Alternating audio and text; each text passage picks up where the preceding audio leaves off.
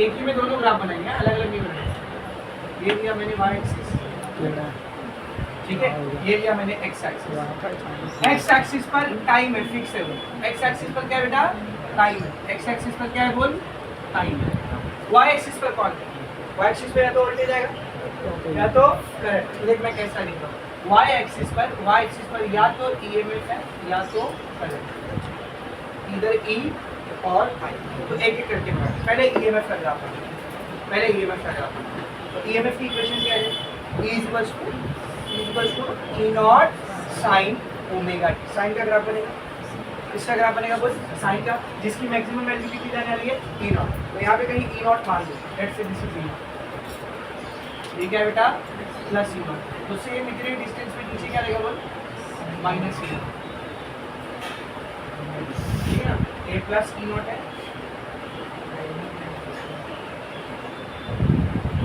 ये वाली जो हॉरिजॉन्टल लाइन है ये प्लस E नॉट को दिखा रही है,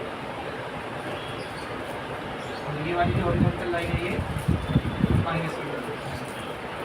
अब आपको भी पता है साइनोसॉइडल ग्राफ कैसे होता है, you also know how to draw sinusoidal graph, ठीक है? टाइम पीरियड पे चाहिए तो आप कुछ पॉइंट्स को ले सकते हो। जरा ध्यान से देखना, 0 T/2 यहाँ पे आएगा ना T/2, फिर T C, this is 0, this is complete time period, ये टाइम पीरियड का आधा, ये टाइम पीरियड का 1/4, ये 3/4, सही है?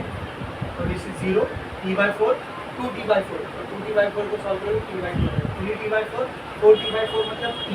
इसके बाद क्या आएगा बोल? इसके बाद क्या आएगा बोल? 5T/4। उसके बाद क्या आएगा बोल? 6T/4। 6T/4 को जब सॉल्व करोगे 3T/4, ये कुछ point let us draw the graph बना सकते हैं।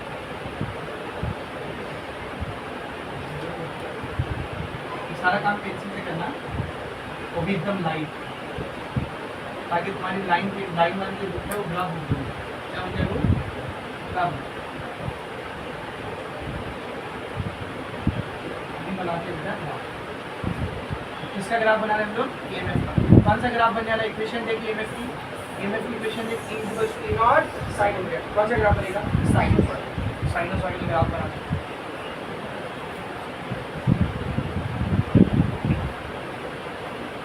कर्व दिखना चाहिए, ऐसे समोसा नहीं बनाना। क्या दिखना चाहिए बोल? कर्व दिखना चाहिए।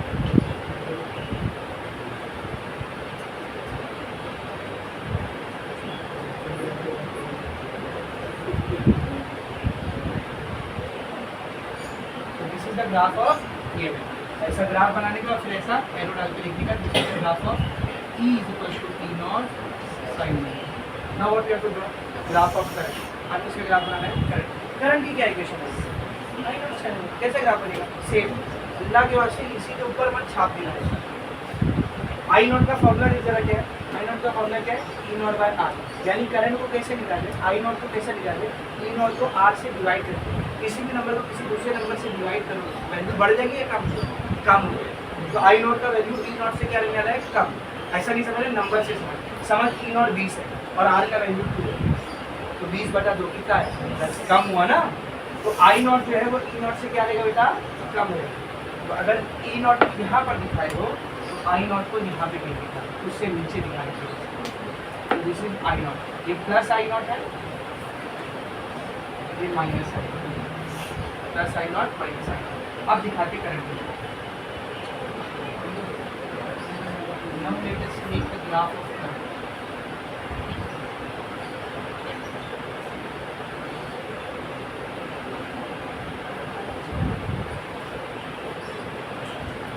तो जितना रेड कलर से मैंने काम किया है ना, ये सब आपका पेंसिल का वर्क रहेगा, वो भी बहुत हल्के हाथ से। और जो ब्लू कलर से करा हूँ और जो ब्लैक कलर से करेगा, ये आपका पेन कर इसका क्या होगा? डार्क इंक करना। अगर आप डरे नहीं सर मैं पेन से नहीं बना पाता, तो रेड वाला पूरा हल्की पेंसिल से बना, और ये ब्लैक और ब्लू वाला डार्क पेंसिल से थोड़ा सा दबा ताकि ग्राफ बन जाए, ठीक है ना? तो कैसा ग्राफ बनेगा? देखिए साइनोसॉइडल ही बनेगा, बस थोड़ा सा नीचे आ जाएगा इसका पीक, है ना? पीक का आ जाएगा इसका नीचे। So this will be the graph of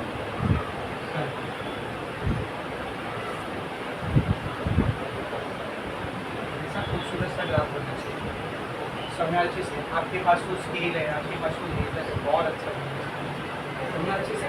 so this is the graph of current. इसकी इक्वेशन लिखेंगे यहाँ पर I is equals to I naught sine, ये करंट का ग्राफ है। अब आखिरी चीज, क्लास में क्या बनाना था तुम्हें? Phasor diagram. क्लास में क्या बनाना बेटा? Phasor diagram. फेजर डायग्राम किसका बनाना है सर? ईएमएफ का या करंट का? ग्राफ किसका बनाएंगे? दोनों का, ईएमएफ का भी और करंट का भी। तो फेजर डायग्राम में किसका बनेगा? दोनों, ईएमएफ का भी और करंट का। कैसे बनेगा? बोर्ड पर देख, बोर्ड पर देख, ये आ गई हॉरिजॉन्टल लाइन, ये आ गई vertical line, horizontal line, vertical line. चलो पहले ईएमएफ को बनाते हैं। पहले किसको बनाते हैं? EMF. Let's see the equation of EMF. देखते हैं एंगल कितना चाहिए? Omega T.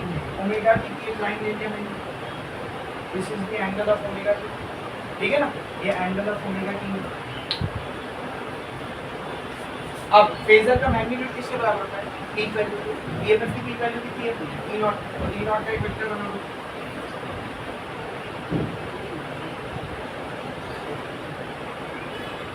ये बना दिया मैंने ई नॉट का एक वेक्टर। ये फेजर डायग्राम बन गया किसका? ईएमएफ। अब किसका बनाने का है? करंट। अलग से मत करना, इसी में बना, इसी में बना। करंट का एंगल कितना है? करंट का एंगल कितना है? ओमेगा टी, सेम ही है। करंट का भी फेजर बनेगा, उसका मैग्नीट्यूड कितना रहेगा? आई नॉट। और अभी बताया आई नॉट की वैल्यू ई नॉट से थोड़ी सी कम है। कैसा बनेगा देखो, सेम लाइन पे आएगा, थोड़ा सा छोटा this is your I not. बन गया फेजर। अच्छा, फेजर इतना करने के बाद एक काम और करेगा।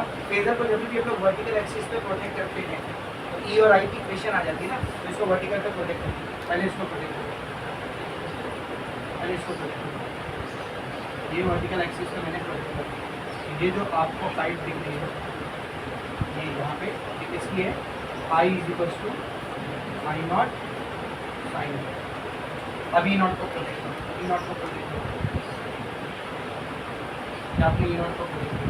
कर दिया सर, इधर कहाँ लिखूँगा? कहीं तो मैं लिखा तो बना के लगेगा। This is E is equals to E naught sine. तो this completes your phasor diagram का टर्म पूरा होगा। 3 या 4 3 या 4 AC voltage applied to a resistor. कहाँ पर है पूरा? देख, पेज नंबर 299 पे चालू किया। पहले पूरा डेरिवेशन वाला पार्ट, उसके बाद ग्राफ, उसके बाद फेजर। आई होप सबको एकदम अच्छे से समझा होगा। Very much clear. राइट, इसको पूरा लिखो, फिर उसके बाद इतनी करेंगे, वो भी करेंगे और फिर चालू करेंगे AC voltage applied to a inductor.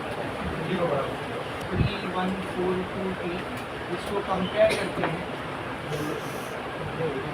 Comparing with E is equals to E naught sine omega T. Compare करो। सबसे पहले आपको ई नॉट मिलेगा। कितना है ई नॉट? ई नॉट कितना है? 140 वोल्ट, ठीक है। ई नॉट के बाद क्या मिलेगा? ओमेगा। ओमेगा की जगह पे क्या है? ओमेगा की जगह पे 3142। ओमेगा का फॉर्मूला क्या होता है? 2πx।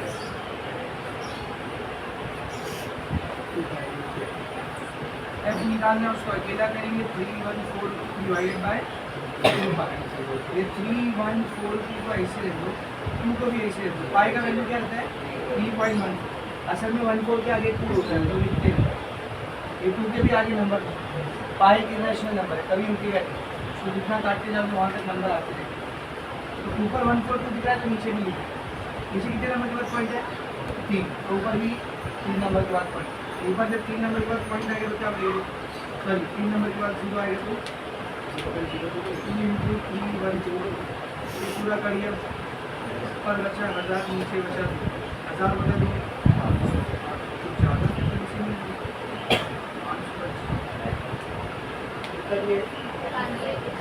चलिए ठीक है, बाजू तो आ रही है, ठीक है ना। 500 हर्ट्ज की फ्रीक्वेंसी आ गई। मेरे पहला आंसर आ गया। बात कर ले, बात नहीं, बात नहीं। पहला आंसर आ गया अपनी फ्रीक्वेंसी नहीं कर पार्ट से दिया। अब आन चुका सेकंड देखो, सेकंड नेक्स्ट क्या निकालने का अपने को? नेक्स्ट क्या निकालना है? IRMS।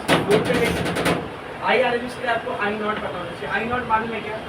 नहीं, लेकिन ई नॉट मालूम। ई नॉट की मदद से ERMS आएगा, ERMS की मदद से IRMS निकालेगा। देख जरा कैसे। सबसे पहले ई नॉट की वजह से ई आर एम एस निकाल। What is the formula of E R M S? E R M S equals to E naught by root, और else you can write down 0.707 into E naught. याद है दो formula है ना, ये देखो ये देखो, तो बेटा 0.707 को ऐसे रखो। ई नॉट कितना है बोल? 140, सही है, ठीक है ना। इसको मल्टीप्लाई करते हैं 14 से 98 का 8 कैरी का 9, 14 इंटू 0 0 प्लस 9 9, 14 से 98, फिर ये एक 0 और फिर एक 3 नंबर के बाद पॉइंट, कितना आ रहा है 98.98 वोल्ट। ये मेरे को आ गया ई आर एम एस। अपने को ई आर एम एस नहीं चाहिए, आपने क्या चाहिए था? I R M S. कैसे निकालने के लिए रेजिस्टेंस दिया है ना बेटा, रेजिस्टेंस से देखिए फालतू में नहीं चाहिए। रेजिस्टेंस का अपनी फॉर्मूला निकाले थे हमने, दो फॉर्मूला होता है रेजिस्टेंस का, या तो E naught by I naught या फिर E R M S by I R M S. क्या फाइंड आउट करने का? आई आर एम एस ना, इसको इधर ले लो, इसको इधर ले लो, तो I R M S will be E R M S by R. तो ई आर एम एस कितना है देखिए 98.98 डिवाइडेड बाय रेजिस्टेंस कितना दिया है 50। नीचे से एक 0 काटेंगे तो पॉइंट एक नंबर और पीछे जाएगा, कितना हो जाएगा 9.898 divided by 5। Let us solve it. 5 on the 5, 5 on the 5, 4 बच गए ना, 5 9 the 45, कितना बचा 3, 5 7 the 35, 4 बच गया, 5 9 the 45, 3 बच गया, 5 6 the 30। तो आई आर एम एस की वैल्यू आ रही है 1.9796 एम्पियर, दैट इज 1.98 एम्पियर है आपकी शायद।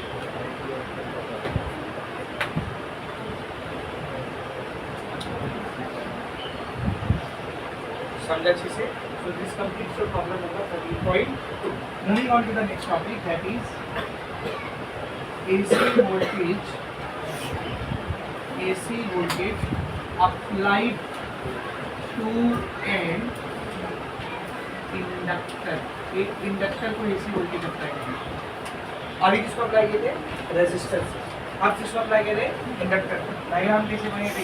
सिंपल, रेजिस्टर को हटा के इंडक्टर को लगा देंगे। ये AC सप्लाई, ये इंडक्टर का इंडक्टेंस कितना होता है? L। कौन सा इंडक्टेंस है ये? L, self inductance. पर आप सेल्फ इंडक्टेंस लिखेंगे नहीं, वो अंडरस्टूड है। एक कॉइल है तो सेल्फ इंडक्टेंस है, क्योंकि म्यूचुअल इंडक्टेंस के लिए दो कॉइल, इधर N लिख के छोड़ देंगे ना। क्या लिखेंगे? Consider an inductor of inductance L is connected with AC supply of EMF। क्या रहता है AC के EMF का formula? What is the formula of EMF? E is equals to E naught sin omega। Equation number 1। इसकी equation आगे देख, जो काम R के लिए किए वो काम सब जब करना है, ध्यान से। E का फॉर्मूला निकालते हैं, I का फॉर्मूला निकालते हैं, दोनों का फेज डिफरेंस कंपेयर किए, रेजिस्टेंस का फॉर्मूला निकालते हैं, ग्राफ बना के फेज और डायग्राम सब जब करने का। लेकिन फर्क से कितना है? अब रेजिस्टर नहीं, आप क्या होगा? आप कैसे करेंगे सब तो बोर्ड पर ध्यान देना। आप सबको मालूम है कौन सा सप्लाई है? AC supply. भाई AC सप्लाई मतलब करंट की वैल्यू चेंज होगी ना, करंट चेंज होगा तो इसकी वजह से बनने वाला फ्लक्स भी क्या होगा? चेंज। और अगर इंडक्टर से एसोसिएटेड फ्लक्स की वैल्यू चेंज होगी तो उसमें क्या इंड्यूस होगा? EMF according to Faraday. और अकॉर्डिंग टू लेंजेस लॉ जो EMF इंड्यूस हुआ है उसकी वैल्यू कॉस के क्या रहेगी? अपोजिट। कॉस कौन सा? Applied EMF। तो इंड्यूस होने वाला EMF अप्लाइड EMF की क्या रहेगा? अपोजिट रहेगा। सही है या नहीं? सही है या नहीं? तो सब लोग बोर्ड पर देखना, सब बोर्ड पर देखेंगे। As value of current changes flux associated with inductor also changes. सही है, इंडक्टर से एसोसिएटेड फ्लक्स भी क्या होगा? Change, which will which will induce an EMF in the inductor given by, अब वो इंड्यूस ईएमएफ की क्या वैल्यू रहेगी, देखो इंड्यूस ईएमएफ की क्या वैल्यू रहेगी, तो बेटा इंडक्टर में जो इंड्यूस ईएमएफ होता है उसका हमने फॉर्मूला निकाला था E minus L D I by D T, याद है कि भूल गए, आप इस इंग्लिश चेक करो।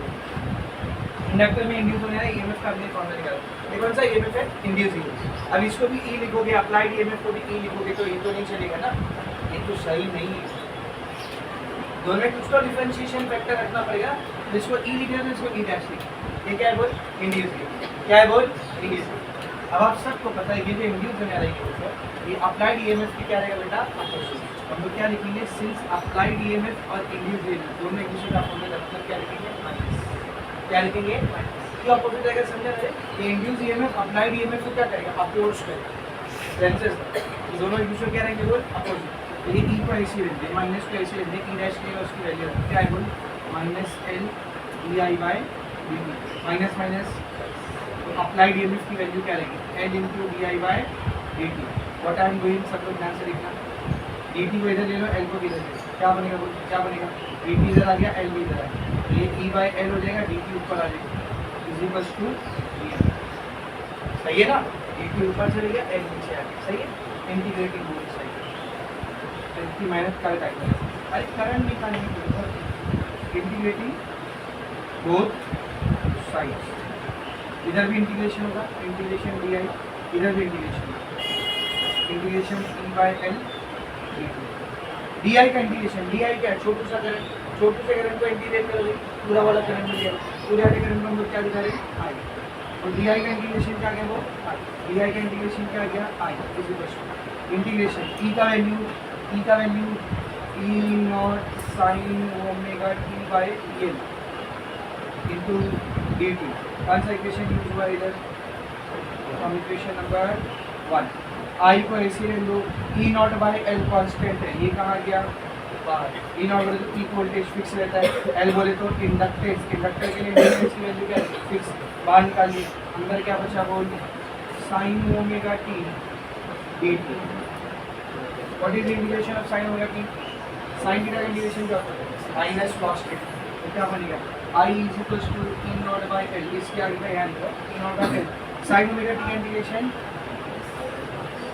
माइनस कॉस ओमेगा टी, लेकिन इधर पे with respect to T integrate कर, और टी की यहाँ पर क्या है ओमेगा टी, तो चेंज हो इसके डेरिवेटिव से क्या करना पड़ेगा, डिवाइड, तो ओमेगा टी का डेरिवेटिव ओमेगा, ओमेगा ऐसे लेगा टी का 1, ओमेगा इंटू 1 ओमेगा, ओमेगा से क्या करेंगे डिवाइड, क्या लिमिट दी हुई है, क्या लिमिट दी हुई है, नहीं लिमिट नहीं दी हुई है तो इंडेफिनाइट इंटीग्रेशन है, तो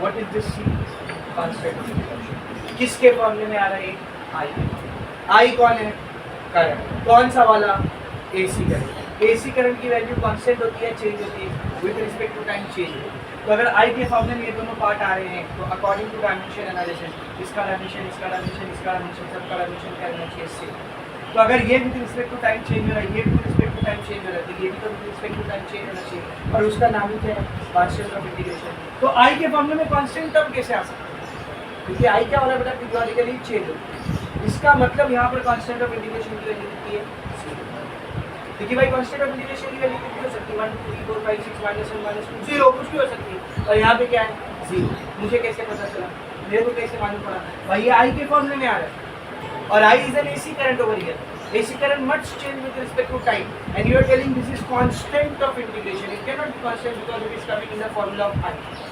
ये C के साथ T के साथ चेंज होना चाहिए था, पर ये होगा नहीं, कांस्टेंट है वो, यानी कि यहाँ पर कांस्टेंट की वैल्यू क्या है, हम लोग क्या लिखेंगे, as current I changes with time, hence constant of integration is C is equals to 0. C का वैल्यू कितना है बोल 0, तो बचा क्या फिर I is equals to plus minus minus E naught by L into omega, L omega या omega दोनों चलेगा ना, cos omega T, cos omega T. Sir आ गई आई की इक्वेशन नहीं है, कंपेयर करना रहता है, आई और ई को क्या करना रहता है, कंपेयर करने के लिए एक चीज़ की शर्त है, इधर साइन है तो यहाँ भी साइन होना चाहिए, पर इधर तो कॉस है, तो देख मैं कॉस को हटा के साइन कैसे ला रहा हूँ बेटा। अलाइड एंगल में अपने पास एक फॉर्मूला अगर आपको याद हो तो बेटा साइन π/2 माइनस थीटा, ध्यान से देखो साइन π/2 माइनस थीटा, थीटा की जगह पर थीटा आएगा, π/2 है तो साइन का क्या हो जाएगा, कॉस हो जाएगा, कॉस साइन का क्या जाएगा कॉस, π/2 माइनस थीटा मतलब फर्स्ट क्वाड्रेंट में सब पॉसिबल, ये भी पॉसिबल, तो instead of cos theta what I can put sine π/2 minus theta रखते हैं यहाँ पर, I is equal to minus E by omega L, cos theta की जगह पर क्या देगा साइन π/2 माइनस थीटा, इधर ओमेगा टी ना, सही है, आ गया साइन। एक चीज़ और है, ये पॉजिटिव में नहीं नेगेटिव है तो नेगेटिव हटाना पड़ेगा, ये माइनस को अंदर लेके आना बेटा, साइन के साथ थीटा में अगर माइनस होता है तो बाहर आता है, तो बाहर रहता है तो अंदर चला जाएगा, तो ये वाले माइनस को मैं अंदर लेके जा रहा हूँ साइन के पास, क्या बनेगा देखिए I is equals to E by E naught by omega L sine minus of π/2 minus omega T, ये माइनस कहाँ से आया, बाहर था अंदर, क्यों अपने पास फॉर्मूला होता है साइन ऑफ माइनस थीटा की वैल्यू होती है माइनस ऑफ साइन, अगर माइनस अंदर होता है तो उसको बाहर निकाल सकते हैं, तो बाहर है तो इधर माइनस बाहर का अंदर करना, अब इस माइनस की वजह से ये ओमेगा टी जो माइनस में किस में हो जाएगा प्लस, और π/2 जो प्लस में किस में हो जाएगा माइनस में, यानी π/2 माइनस ओमेगा टी की वैल्यू क्या जाएगी ओमेगा टी माइनस π/2, क्या बन जाएगा I will become E naught by omega L, E naught by omega L sine omega T minus π/2, what I am doing put E naught by omega L का value as I naught, E naught by omega L की जगह मैं क्या रख दे रहा हूँ आई not, तब ये इक्वेशन क्या बनेगी बोलो, I is equals to E naught by omega L की जगह पर आ जाएगा I naught sine omega T minus π/2, this is the equation of solve derivation है तो करना पड़ेगा ना, रेजिस्टेंस में नहीं था इधर है तो करना पड़ेगा, तो ईएमएफ की इक्वेशन क्या आई है E naught sine omega, current की इक्वेशन क्या आई है I naught sine omega T minus π/2, compare the phase angle of both, दोनों का फेज एंगल कंपेयर करो, क्या यहाँ पर ईएमएफ और करंट का फेज एंगल सेम है, नहीं अलग है, तो इन फेज है या आउट फेज, आउट फेज, कितने डिग्री से या कितने एंगल से, π/2 तो 90 डिग्री, तो देखने क्या करो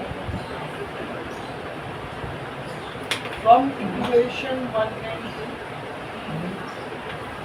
इक्वेशन 1 और 2 को अगर हम लोग आँख खोल के देखेंगे तो साफ साफ दिख रहा है ईएमएफ या फिर वोल्टेज एंड करंट आर π/2 या फिर π/2 के और क्या लिख सकते हो 90 डिग्री आउट ऑफ फेज, दोनों एक फेज नहीं है, out of phase, that is phase difference 90, that is phase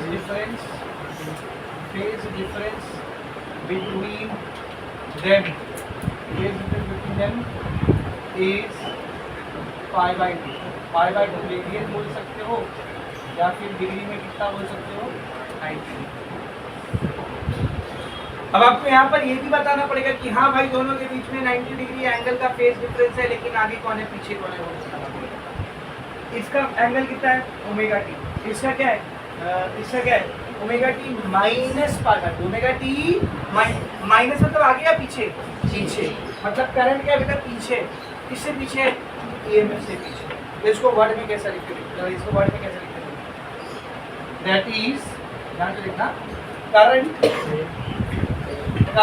आगे पीछे तो क्या लिखेंगे, करंट लैग्स बिहाइंड, लैग कर रहा है पीछे, लैग मतलब पीछे, current lags behind voltage by π/2 radian या फिर 90, करंट वोल्टेज से 90 डिग्री या π/2 से क्या है पीछे। इसी को उल्टा कैसे लिख सकते हो, अगर करंट पीछे मतलब ईएमएफ आगे है, क्या लिखेंगे वोल्टेज लैग नहीं आएगा, लीड्स राज बोले तो पीछे रहना, लीड हुए तो आगे रहना। Voltage leads from current by 5/2 radian या फिर 90 डिग्री। ये दोनों लाइन आपको याद रखना है। अगर एक इंडक्टर वाला सर्किट है तो उसमें कौन लीड करता है कौन लैग करता है ये आपको याद रखना है। इंडक्टर वाले सर्किट में कौन लीड करता है वोल्टेज और कौन लैग करता है करंट। प्लीज याद रखना, करंट लैग करता है वोल्टेज लीड करता है। कौन सी सर्किट में इंडक्टर वाली सर्किट। सही है। इसके बाद क्या करना रहता है, ये सब करने के बाद क्या करना रहता है, रेजिस्टेंस ग्राफ और फेजर। पहले ग्राफ है फर्स्ट चैप्टर आइए बात नहीं बात वाली नहीं होगी। Graph of voltage versus time या फिर करंट वर्सेस टाइम। कैसे बनेगा ग्राफ, कैसे बनेगा, कैसे बनेगा। सबसे पहले आएगी यहाँ पर कौन सी वाली एक्सिस, एक्स वाली एक्सिस। यहाँ पर वाई वाली एक्सिस। एक्स एक्सिस पे क्या लेते हैं हम लोग टाइम, वाई एक्सिस पे क्या लेते हैं हम लोग या तो वोल्टेज या तो करंट। सही है, होना भी चाहिए। ये 0 टाइम,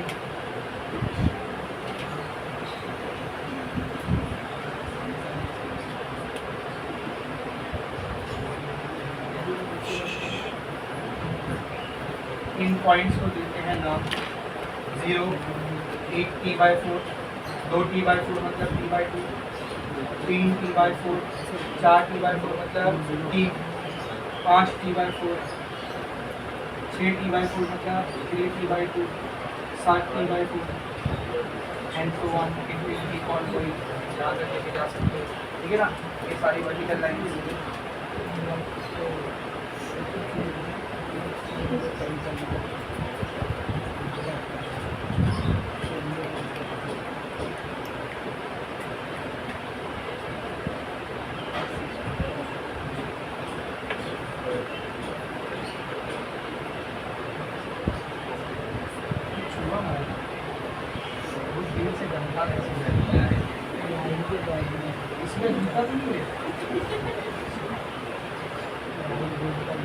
आगे देखते हैं। अब सबसे पहले किसका ग्राफ बनाना है, ईएमएफ का।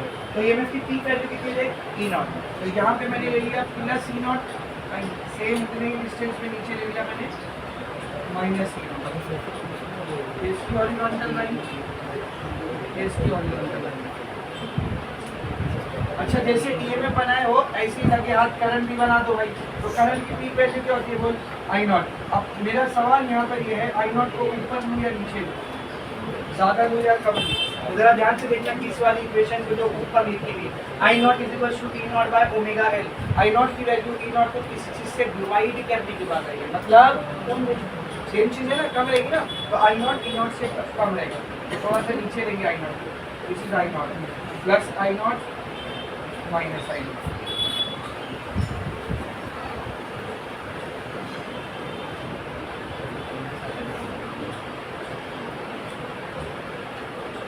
अब बनाते ग्राफ, ये बन गया ग्राफ पेपर। अब बनाते ग्राफ। सबसे पहले किसको बनाना है, ईएमएफ को।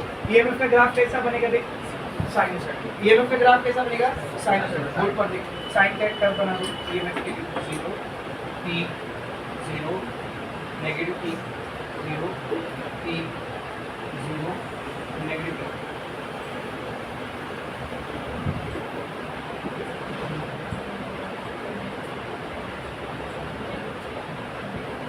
ये बन गया EMF. Equation right it down over here, E = E0 sin omega. अब किसकी बारी, करंट। करंट क्या कर रहा है, लीड कर रहा है, लैग कर रहा है। करंट क्या कर रहा है, लैग। मतलब आगे कौन है, ईएमएफ। ईएमएफ जब 90 डिग्री का कंप्लीट कर लेगा वहाँ से करंट स्टार्ट होगा। एक ईएमएफ यहाँ से चालू है, 90 डिग्री कंप्लीट मतलब यहाँ पहुँच गया। ईएमएफ जब यहाँ पे पहुँचेगा ना तो सेम यहाँ से करंट स्टार्ट होगा, यानी करंट का ग्राफ ऐसा होगा 90 डिग्री। या ये सब छोड़ो, और आसान तरीका बताओ। तुमको पहला पॉइंट मिल गया ना तो तुम बाकी का ग्राफ बना, पहला पॉइंट खाली मिलना चाहिए। तो पहले पॉइंट के लिए टाइम कितना रहता है, बोलना। पहले पॉइंट के लिए टाइम कितना रहता है, 0। ये इसके लिए टाइम कितना रहता है, 0। करंट की इक्वेशन में जाओ, गए करंट की इक्वेशन में T की जगह कितना रख दो, जीरो, रख दिया इधर जीरो, ये कितना हो जाएगा जीरो, क्या बचा माइनस पाई बाई टू, ये माइनस किधर आ जाएगा रे बाहर, क्या बचा sine pi by to, sine pi by to मतलब 1, तो इधर माइनस, इधर आई नॉट, इधर 1, कितना हो गया minus I not into 1, minus I not, यानी पहला पॉइंट कौन सा है माइनस साइन, पहला पॉइंट ठीक है, बस बाकी सब खत्म। पहला पॉइंट कैसे लाने का समझा, इससे देख जो हवा में निकल पा रही है इधर देख, I naught sine omega T minus pi by two, भाई जब इधर टी की जगह जीरो रखोगे ओमेगा इंटू जीरो कितना हो जाएगा zero, zero minus pi by to minus pi by to, ये माइनस किधर आ जाएगा बाहर, साइन पाई बाई टू मतलब साइन 90, साइन 90 कितना होता है 1, minus I not into 1 minus I not, ये पहला पॉइंट है। अब अगर ये पहला पॉइंट है तो दूसरा जीरो रहेगा, फिर प्लस आई नॉट, फिर जीरो, फिर minus I not, zero plus I not zero, तो ग्राफ कैसे बनेगा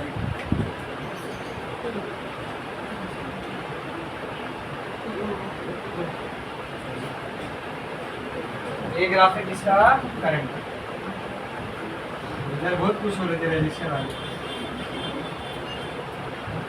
इतना मुश्किल नहीं रे रट्टा मारने के लिए, सब याद नहीं करते, पहला पॉइंट मिल गया आगे का कर दीजिए, पहला पॉइंट कैसे निकालने का समझो, ये बन गया ग्राफ, ग्राफ के बाद what do you need, graph के बाद क्या चाहिए फेजर, ग्राफ के बाद क्या चाहिए बेटा phasor, now let us draw the phasor diagram, अरे बाहर पाई को देखो फेजर डायग्राम कैसा नहीं होता, फेजर डायग्राम कैसा बनेगा, सबसे पहले लेंगे हॉरिजॉन्टल एक्स एक्सिस, ये लीजिए हॉरिजॉन्टल, उसके बाद वर्टिकल, ये लीजिए वर्टिकल, पॉजिटिव नेगेटिव दोनों लेना क्योंकि इधर लीड लैग आया ना, लीड लैग आएगा तो दोनों लेने का, पॉजिटिव नेगेटिव दोनों लेंगे, वाई एक्सिस का दोनों हॉरिजॉन्टल वर्टिकल, पहले बनाते ईएमएफ को, पहले बनाते ईएमएफ, ईएमएफ का फेज एंगल कितना है ओमेगा टी, तो इधर ध्यान से देखना ओमेगा टी, फिर मैंने ले लिया एक ओमेगा टी की line, this is the line of omega T. अब ईएमएफ के फेजर का मैग्नीट्यूड कितना रहेगा ई नॉट, ये बन गया ईएमएफ का फेजर, ये क्या बन गया बोल ईएमएफ का फेजर। अभी किसकी बारी करंट, करंट को दो तरीके से बनाना, पहला तरीका करंट का फेज एंगल, करंट का फेज एंगल देखो ओमेगा टी माइनस पाई, तो ये मैं जीरो पे था, ओमेगा टी प्लस में माइनस में, ओमेगा टी किसमें है प्लस, प्लस मतलब एंटी क्लॉकवाइज और माइनस मतलब क्लॉकवाइज, ओमेगा टी किसमें है प्लस में, ओमेगा टी प्लस में गए इधर ही पहुंच जाएंगे, फिर माइनस पाई बाई टू मतलब एंटी क्लॉकवाइज हो गया क्लॉकवाइज, क्लॉकवाइज तो माइनस पाई बाई टू, ऐसा है ना। एक तरीका और है, करंट ईएमएफ को क्या कर रहा है लैग कर रहा है 90 डिग्री से, लैग मतलब नेगेटिव, तो माइनस 90 पे एक लाइन बना, इधर देखिए इधर रिफ्लेक्ट सब नहीं 90 डिग्री नीचे, 90 डिग्री नीचे, ये लाइन है करंट। अब करंट के वेक्टर का मैग्नीट्यूड कितना रहेगा बोल आई नॉट, लेकिन उसकी जो वैल्यू है वो इसकी वैल्यू से थोड़ी कम होनी चाहिए, इसी लाइन है।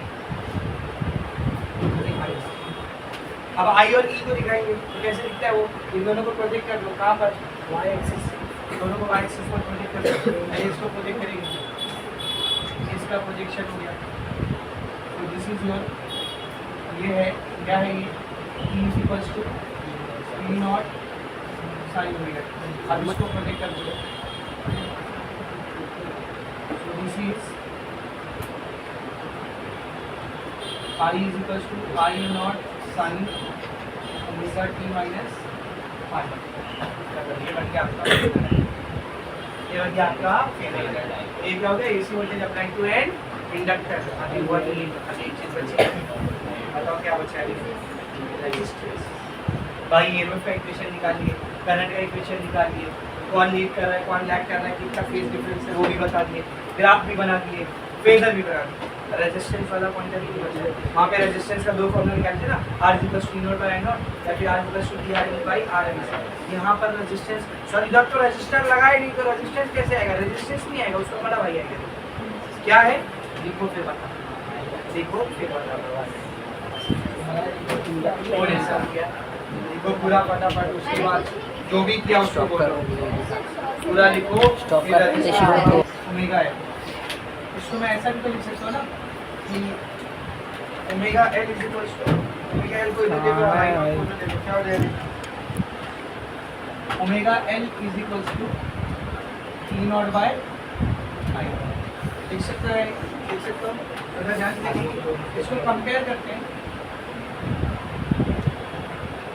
कंपेयरिंग इसको रेजिस्टेंस के फॉर्मूले से कंपेयर करते हैं। रेजिस्टेंस क्या होता है? E naught by I not, यही था रेजिस्टेंस।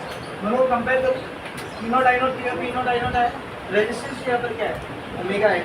मतलब एक रेजिस्टर वाले सर्किट में जो काम आर कर रहा था, एक इंडक्टर वाले सर्किट में वही काम कौन कर रहा है? Omega L. तो इस ओमेगा एल को हम लोग बोल सकते हैं कि ये इफेक्टिव रेजिस्टेंस है, मतलब इंडक्टर सर्किट का रेजिस्टेंस है। अच्छा, रेजिस्टेंस का काम क्या होता है? करंट को अपोजिशन देना, सेम काम इधर ओमेगा एल। जब इन दोनों को कंपेयर करेंगे, therefore omega L is providing resistance in the inductive circuit। Inductive circuit मतलब जिस सर्किट में इंडक्टर, तो जिस सर्किट में इंडक्टर होता है उस सर्किट में रेजिस्टेंस कौन देता है बेटा? Omega L. कौन देता है? बोल, ओमेगा एल। इस ओमेगा एल को हम लोग दिखाते हैं एक्सेल से, इस ओमेगा एल को हम लोग किससे दिखाते हैं? एक्सेल से। और इसका नाम है बेटा, इसका नाम है इंडक्टिव रिएक्टेंस। क्या नाम है? बोल, इंडक्टिव रिएक्टेंस। समझा? तो एक रेजिस्टेंस वाले सर्किट में रेजिस्टेंस आर देता है, एक इंडक्टर वाले सर्किट में रेजिस्टेंस कौन देता है? एक्सेल। नाम क्या एक्सेल का? बोल, नाम क्या एक्सेल का? Inductive reactance. सर्किट का इंडक्टिव रिएक्टेंस जितना ज़्यादा रहेगा करंट को उतना ज़्यादा पोजीशन है, और इंडक्टिव रिएक्टेंस जितना कम रहेगा करंट को उतना कम पोजीशन है। तो आपसे इंडक्टिव रिएक्टेंस के बारे में पूछना है। पहले तो इसका डेफिनेशन अंडरलाइन करो। इंडक्टिव रिएक्टेंस कहाँ पर देखो, पेज नंबर 292 पर आपको हेडिंग मिलेगी, इंडक्टिव रिएक्टेंस मिला। उसके सेकंड पैराग्राफ में दूसरी लाइन देखो, सेकंड पैराग्राफ की दूसरी line, omega L represent the effective resistance offered by the inductance L, it is called the inductive reactance and denoted by X. Line करिए, page number 292, inductive reactance heading है, second paragraph की second line, second paragraph की second line, omega L represent the effective resistance offered by the inductance L, it is called the inductive resistance, inductive reactance and denoted by X. तो omega L जो होता है ये inductor वाले circuit में effective resistance बताता है। Effective resistance मतलब इंडक्टर वाले सर्किट में कितना रेजिस्टेंस है, और इसको हम लोग कहते हैं क्या बेटा? इंडक्टिव रिएक्टेंस, और सिंबल क्या उसका? एक्स है। एक चीज और वहाँ पे लिखा हुआ है, अगर आप लोग देखेंगे तो the function of the inductive reactance is similar to that of the resistance in a purely resistive circuit. उसको भी अंडरलाइन। एक रेजिस्टेंस वाले सर्किट में जो काम आर करता है, इंडक्टर वाले सर्किट में वही काम कौन करता है बेटा? तो डेफिनेशन अंडरलाइन कर लीजिए, पहले अंडरलाइन की वो डेफिनेशन। एक्सेल का फॉर्मूला मिल गया आप देखो, what is the formula of XL? Tell me what is the formula of XL? XL equals to omega है बेटा। ओमेगा की जगह और क्या लिख सकते हो? 2 pi F into L.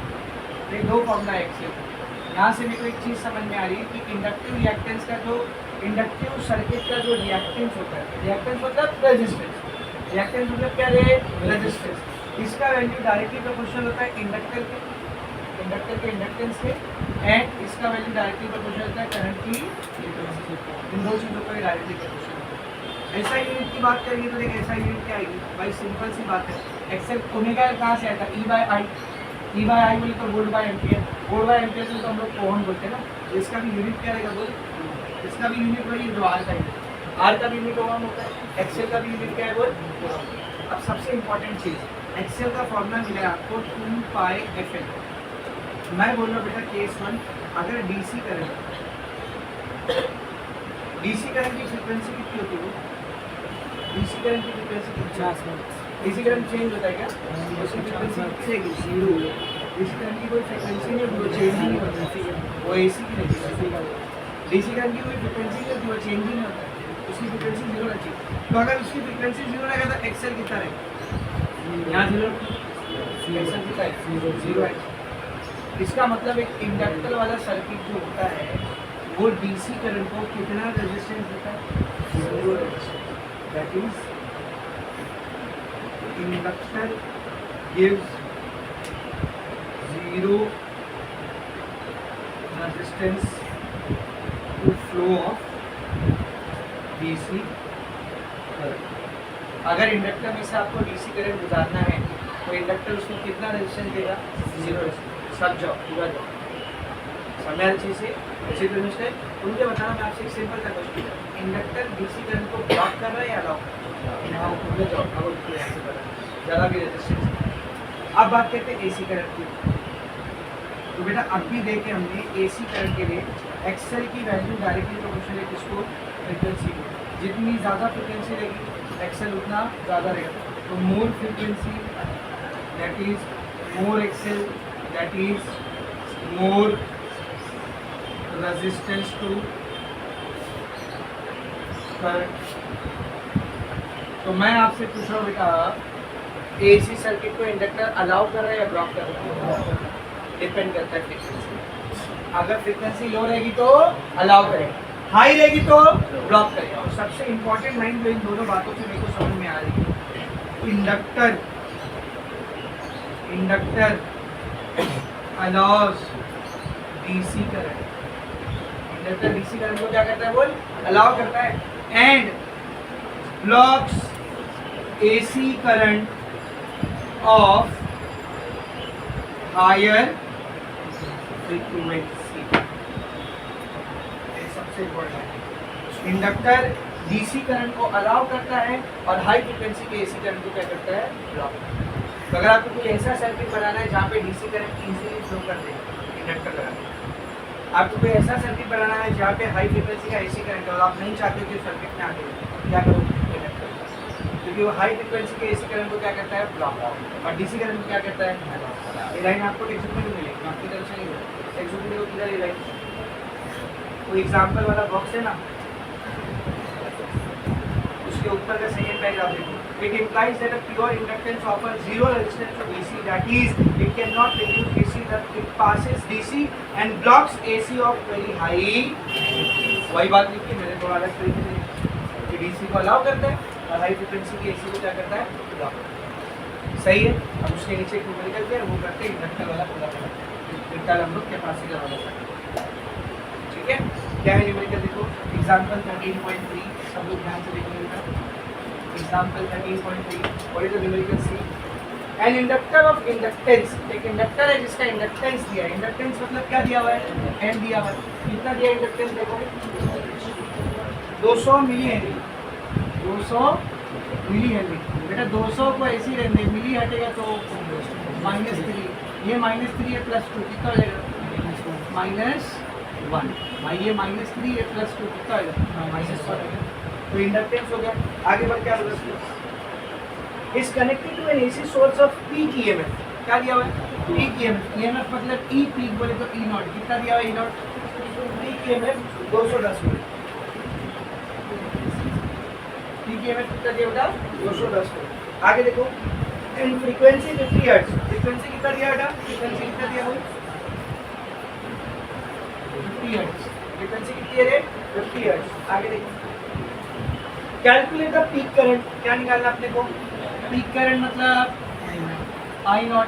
Peak current मतलब आई नॉट। एक क्वेश्चन और पूछा है, what is the instantaneous voltage of the source when the current is at its peak value? इसको बाद में करते, पहले आई नॉट होगा।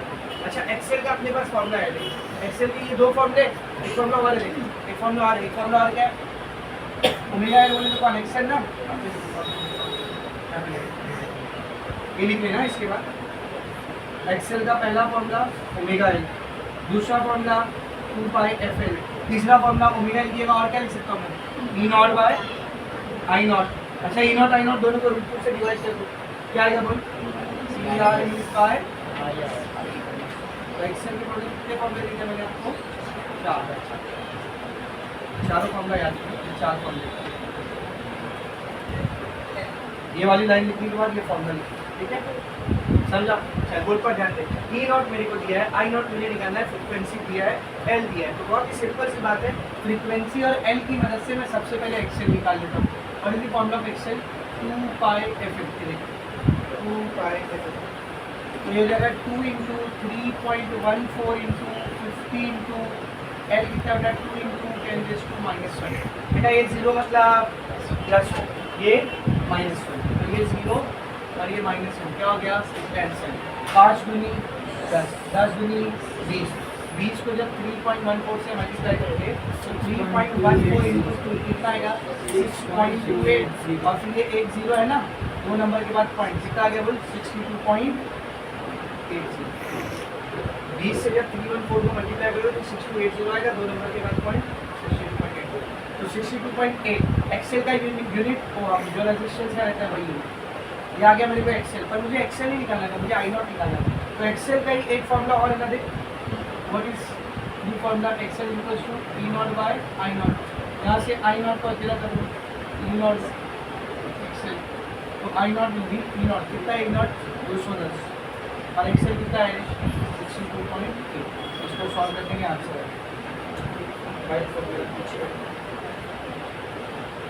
बिना लॉ वाला जिसने कैलकुलेटर ऑन है,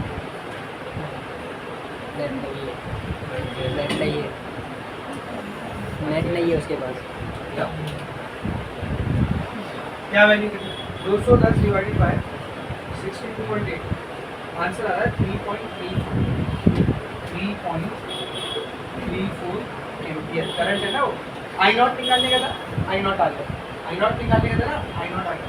अब आगे का क्वेश्चन है, अब आगे का क्वेश्चन पर क्या बोला था उसने, what is the instantaneous voltage of the source when the current is at its peak value।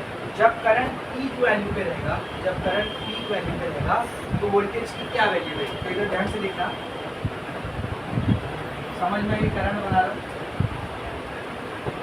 Current peak value पे मतलब कहाँ है, यहाँ पे ना, दिस इज पीक करंट। अब उसने अपने से पूछा है जब करंट यहाँ पे रहेगा तो वोल्टेज क्या रहेगा। तो पहले मुझे बताओ इंडक्टिव सर्किट है कौन सा सर्किट, इंडक्टिव सर्किट है ना, एल वाला सर्किट है मतलब कौन सा इंडक्टिव। तो सिंस फॉर इंडक्टिव सर्किट किसके बारे में पूछा है, ईएमएफ के बारे में पूछा है, और दिया किसके बारे में, करंट के बारे में। तो मुझे बता इंडक्टिव सर्किट में ईएमएफ क्या करता है, इंडक्टिव सर्किट में ईएमएफ क्या करता है, वोल्टेज क्या करता है, लीड है। हम लोग क्या लिखेंगे, since for inductive circuit EMF leads from current कितने डिग्री से, बाय 2 रेडियन, या फिर और क्या लिख सकते हो 90 डिग्री, है कि नहीं। तो करंट का है बोला कि पीक पे, करंट का पीक पे, तो ईएमएफ कहाँ रहेगा, इससे 90 डिग्री आगे, 90 डिग्री आगे मतलब ये देखिए पूरे साइकिल को 90 के 4 पार्ट में डिवाइड कर सकते हैं ना, एक 90, दूसरा 90, तीसरा 90, चौथा 90। तो अगर करंट यहाँ पे है तो इससे 90 डिग्री आगे, 90 डिग्री आगे मतलब ये वाला पॉइंट ना, तो वोल्टेज कहाँ रहेगा बताओ, ये कौन सा point. Therefore, when current is at peak, EMF will be zero। कैसे पता लगाए, समझे अच्छे से। If you can see from the graph also, you get to very much clear।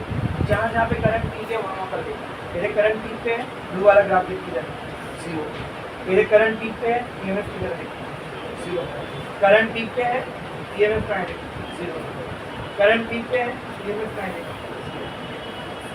तो हमने ऐसा साइड नहीं पता लगा दिया।